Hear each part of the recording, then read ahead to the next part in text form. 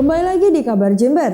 Siapa sangka di kawasan hutan lereng Gunung Hiang Jember tersimpan aneka tanaman yang memiliki kegunaan beragam, seperti pengobatan atau untuk campuran membuat kue. Untuk menuju kawasan itu, kita harus menyusuri sungai dan lembah berikut jalanan setapak.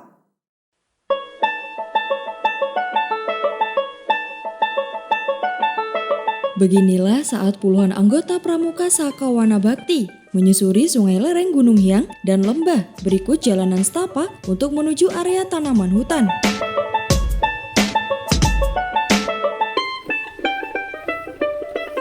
Butuh 2 jam dari Desa Manggisan, Kecamatan Tanggul, Jember untuk menuju kawasan itu. Kendati demikian, anggota Pramuka ini tidak menunjukkan kelelahan, bahkan terus semangat. Hingga tiba saat mereka dapat melihat ribuan hektar lahan kapulaga dan vanili yang ditanam warga setempat. Mereka mendapat edukasi dari petani tentang cara menanam kapulaga dan saat memanen. Bahkan anggota Pramuka ini juga disuruh praktek langsung menanam dan memanen.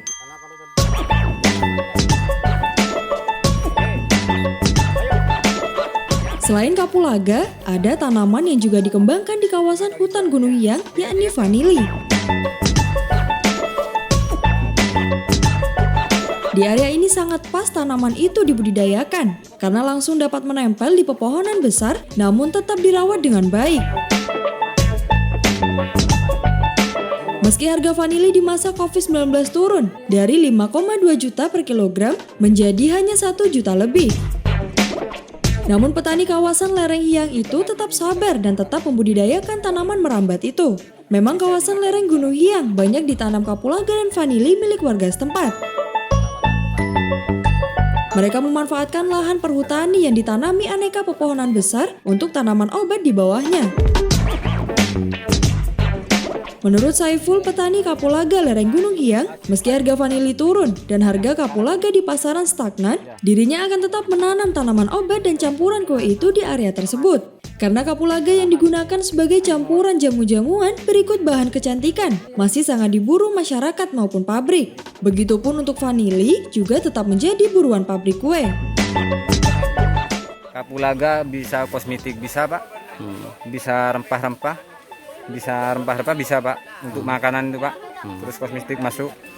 Untuk perobatan kayak minyak telur, kayak bayi itu Pak, masuk ini Pak. Sekarang 1 kilonya berapa? 1 kilo sekarang harganya 200.000 Pak. 200.000. Kalau kemarin hampir tembus 300.000 Pak. Kegiatan susur sungai dan hutan ini tidak hanya untuk menikmati keindahannya, namun juga untuk edukasi bagi anggota Pramuka Saka Wanabakti. Ya senang lah, menambah ilmunya lebih menambah gitu. Tadi cara penanaman kapulaga. Pernah nggak diajarkan di sekolah seperti itu? Sebelumnya sih belum pernah. Di masa pandemi saat ini, kegiatan susur sungai dan hutan tetap dilakukan, namun tetap menerapkan protokol kesehatan COVID-19. Juga adalah salah satu upaya memang di Pramuka itu selalu memberikan pendidikan kepada adik-adik, pendidikan nyata. Jadi pendidikan di lapangan, sekolah lapang lah kalau dia.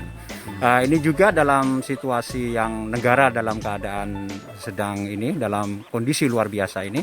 Adik-adik sudah mungkin banyak kejenuhan di rumah atau di sekitar lingkungan. Nah di Saka Wanabakti kita ajak mereka untuk tidak kengeng, untuk tidak terpengaruh dengan suasana ini, tapi kita Pramuka pemuda harus tetap bangkit untuk mengadakan kegiatan-kegiatan. Dari Jember, tim liputan mengabarkan untuk KJTV.